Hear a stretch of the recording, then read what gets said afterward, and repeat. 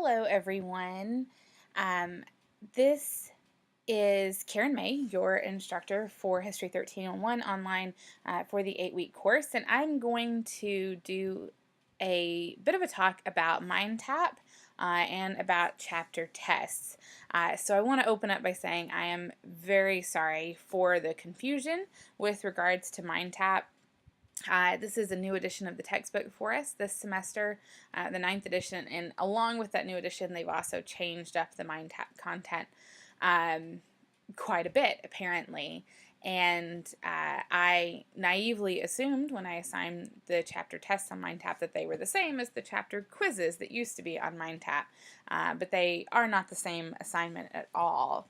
And so I've taken those chapter tests down off of MindTap, and we're only going to do a select number of assignments on there this semester. But I wanted to kind of take everyone through it and show everyone where those assignments are, and also show you how we're going to replace those chapter tests with chapter quizzes as they were supposed to have been on MindTap. And so I'll do that a little bit later. You'll notice some changes on the home page. There's now a chapter quizzes button on the home page, which again I'll get to in just a moment. But I want to talk about MindTap first. So I'm going to go ahead and get us into MindTap. So hopefully everybody is logged on to MindTap, but if you haven't, when you click on the MindTap button, you're going to be taken to this page. This has instructions for getting registered for MindTap and things like that on it. But to get to the link, to get to the actual MindTap course, you have to click the next button here, and the MindTap link will be up at the top of the page right here, this gray box. So when you open that, it will open up in a new tab or window, depending on how your computer is set up. If you have a pop-up blocker, it will likely block MindTap the first time you try and open it. So you'll just have to go in and set the permissions on your pop-up blocker to allow pop-ups from Cengage so that your MindTap will open up. If you click that link and nothing is opening, it is most likely your pop-up blocker, so double check that first as this does open in a new window. Mine's loading right now. I'm sorry, I have somewhat slow internet service at home. But once you get it loaded, it will look something like this, where you'll have this sort of history toolbox and tutorials, the 4 units, and then additional other resources for you to look at should you choose to. So all of the assignments that you'll do are going to be in these unit folders, and then this one up here. The history toolbox has these 2 assignments, essay tutorial and critical thinking tutorial, for you to work on there. And then the unit assignments has, each unit folder, has folders for each chapter, where the chapter is set up in sections. It's divided out. Each section has reading material for that particular section, that part of the chapter. And then in here, there's just a chapter summary. That test is gone. Now we're not going to do those. The assignments for MindTap will always be found in these unit activity folders down here. So most of them, I think with the exception of one of the units, will have this Think Like a Historian assignment. These are essentially based on secondary sources, or what would be called historiographies, writings by historians making some kind of claim about the past, generally speaking. So all of these are based on secondary sources, these Think Like a Historian assignments. And then you have primary source assignments. In Unit 1, we have 2 of them. These 3 assignments, that one, and then the 2 primary source assignments, are the only ones that you'll have to worry about for Unit 1. We're just not going to do chapter quizzes at all. We'll pick those up in Unit 2 on Canvas, which again I'll get to at the end of the video. But I want to do some talking about the primary source assignments first. As of this recording, nobody has attempted them yet, and I will say that they do get easier as we go along in history, and as history gets more modern, these become a lot easier.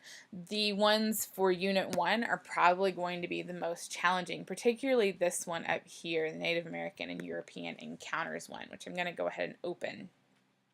That one is difficult because of the time period we're dealing with. So this is early colonial history.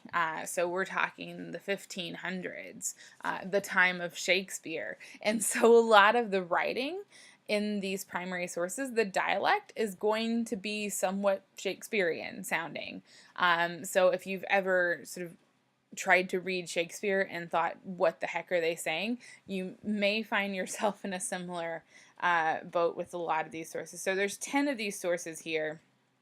All of them from this early period, the 1500s and some of the 1600s as well. And reading these sources can be challenging, undoubtedly so. And so I find that one of the best ways to go through and read these is to pull up the source. I'm going to pull up this last one because it is, on top of being old from the sort of 1600s, it's also a legal document, which legal documents have their own ways of being complicated to read as well. So I'm going to pull up this one as an example. I find one of the easiest ways to do that, to do with these, or deal with these older sources, is to pull up a document and the source on the side, and as you're reading the source, to go through and kind of translate it, if that makes any sense. So legal documents as well also tend to be difficult, or more difficult, because they like to add a lot of wordy description and fluff, if that makes any sense. For example, this entire highlighted portion here, is one sentence. It's just got a lot of prepositional phrases and semicolons and other things like that to join it together, but that's one sentence. So they can be really wordy and hard to navigate sometimes. So I find it really helpful to have something on the side to sort of write out what each point is saying.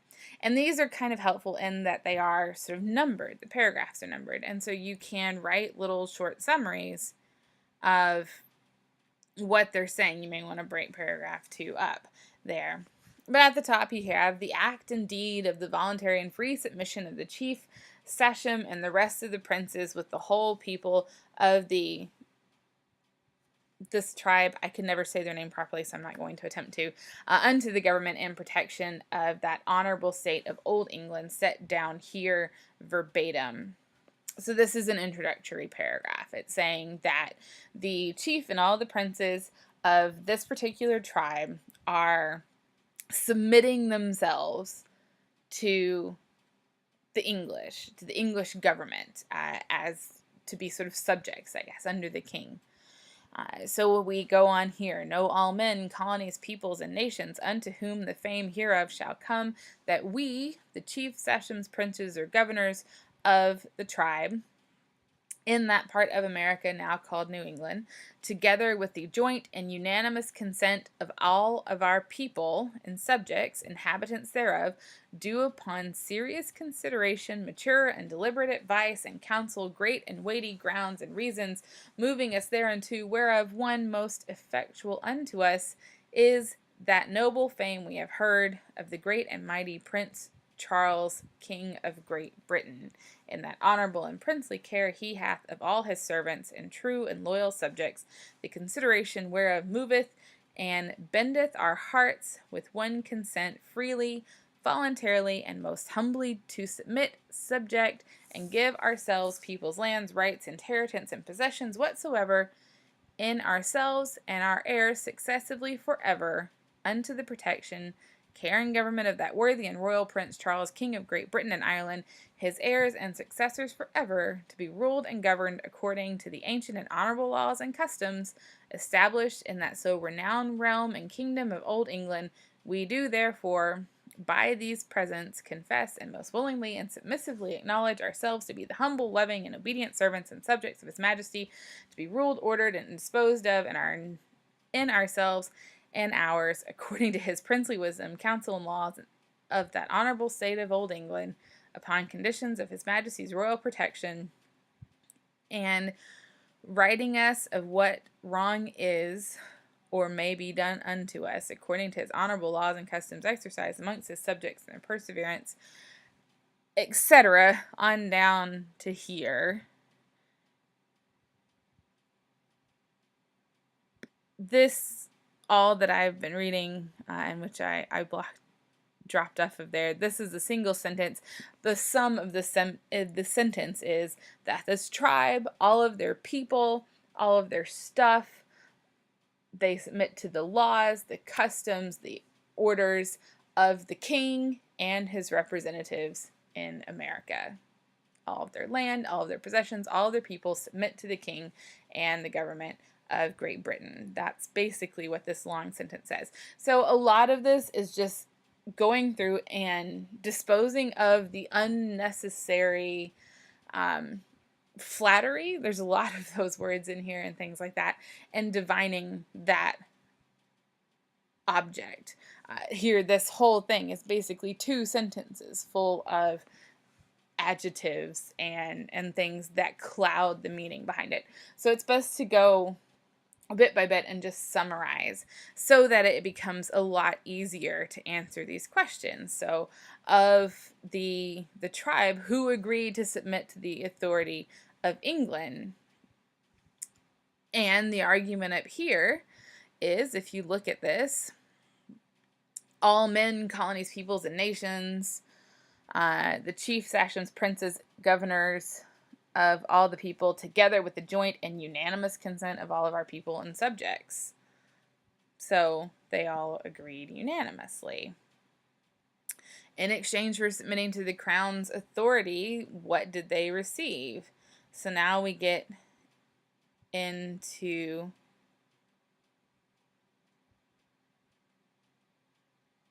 here.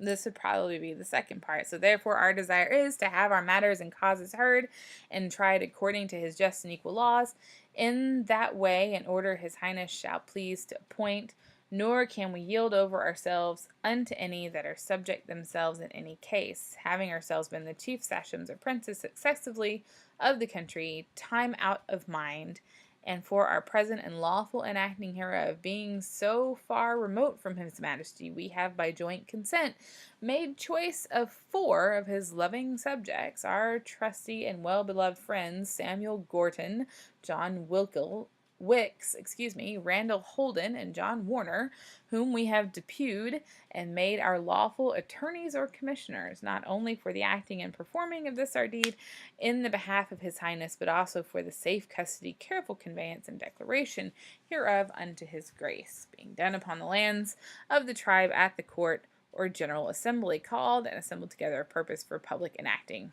manifestation hereof. So in the first part of that, they submitted themselves to the king. In the second part of that, they're saying, because we are so far away, we cannot convey this to you in person, and so we have deputized, nominated these 4 individuals to act in our stead as attorneys or commissioners. Part 3. And for the further confirmation and establishing of this, our act indeed, we, the above said sachems or princes, have, according to that commendable custom of Englishmen, subscribed our names and set our seals hereunto, as so many testimonials of our faith and truth, our love and loyalty to that our dread sovereign, and that according to the Englishman's account, dated the 19th day of April, 1644, and were witnessed and sealed, and we have other witnesses there signed. So essentially what they are bargaining for here is government protection. Now the tribe described here, the Narragansett, I believe is how you would say that, had been in fights with the Pequot, who are a neighboring tribe, constantly. And ultimately, in the Pequot War, the Narragansetts allied themselves with the English, and this is part of that. So in exchange for royal protection, they have become essentially subjects of England. And we get that from the document here. So why might the English colonists feel slighted by such a contract.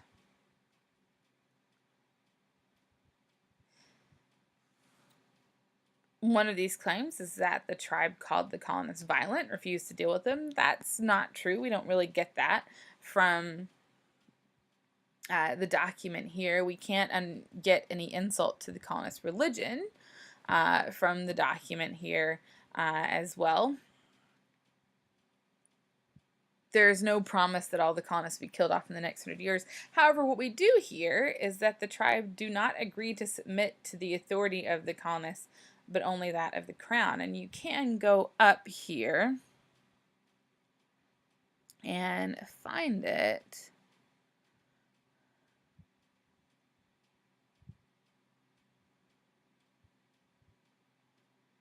I'm sorry, if you give me just a moment.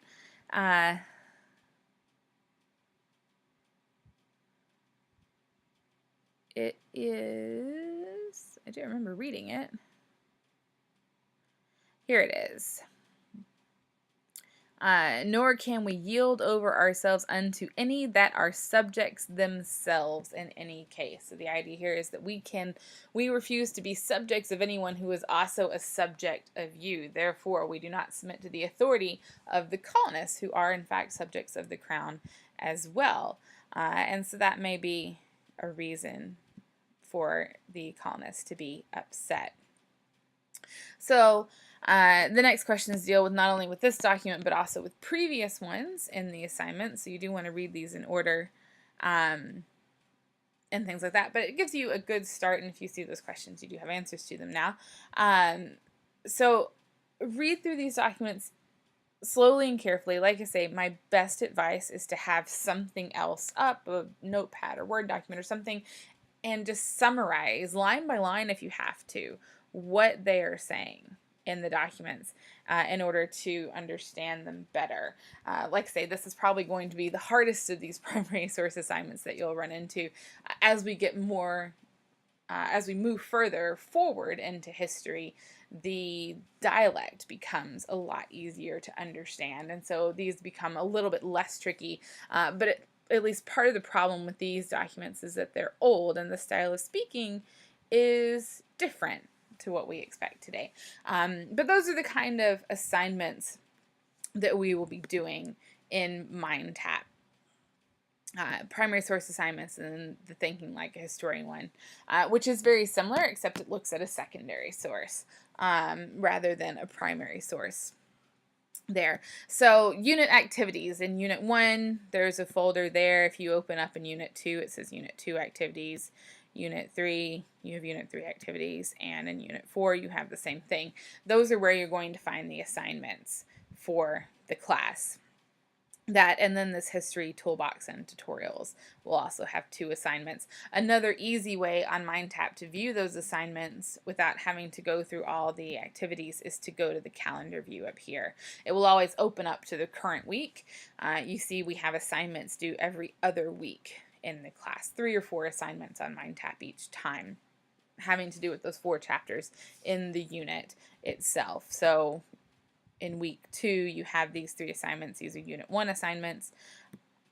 In week 4, you have 4 Unit 4 assignments. That's also when the History Toolbox assignments, the essay and critical thinking tutorial, are due, is in Unit 4. In Unit 6, you have, actually it's just 3 assignments. The Thinking Like a Historian, this one is tied to that reading there, and then these 2 assignments here. And then finally in week 8, there are 3 assignments. All of these are primary source assignments dealing with the Civil War.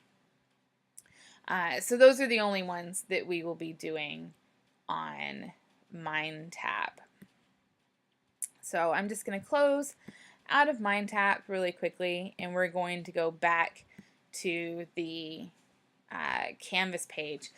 So I mentioned that we're not going to do the chapter tests on MindTap. We're going to do chapter quizzes, and those are actually going to be on Canvas. So if you click on the chapter quizzes page, then you will see a page with links to all of the quizzes and the associated due dates. We aren't going to do any quizzes for the first unit because we've already lost some time, and I don't want to unduly stress all of you with this. So we will start with Unit 2.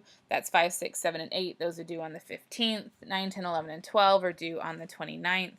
And then 13 through 16 are due on December 10th. Those will follow the unit assignment dates for MindTap on the calendar. They have the same dates. When you click on them, they will take you to a quiz page. There are 25 multiple choice questions. All of them are from the textbook, so you should be able to find them. And there's a 30-minute time limit on them. So those are all going to be available for you there. They'll all turn up in your gradebook under the instructor assignments portion of the gradebook. So that is how we're going to go moving forward. Again, I apologize for the confusion early on. There were massive changes made to MindTap that I was not prepared to deal with. This semester had very little warning for those changes, and so I am deeply sorry for any confusion, but hopefully we will be set moving forward. You are always welcome to email me if you have any questions about the quizzes or the MindTap assignments, and I will do my best to work with you over email, or if you need to meet in person, then we are more than able to do that as well. Again, for Unit 1, only worry about those 3 MindTap assignments, the Think Like a Historian and the 2 primary source ones. The chapter quizzes will come in when we start Chapter 2 on November 5th. So you've got a little bit of wait time for that. So there's just 3 assignments you should be worried about right now for Unit 1, and then we'll move into that Unit 1 exam for Chapters 1 through 4. Again, any questions, please email me. So that is all the changes to the course. Hopefully we won't have to change anything further on the course moving forward. We should all be set now. So that is that. Work on those MindTap assignments, and I will come back in with another video sometime later to touch base with you occasionally on the course and course materials. So until then, I will see you later. Thanks.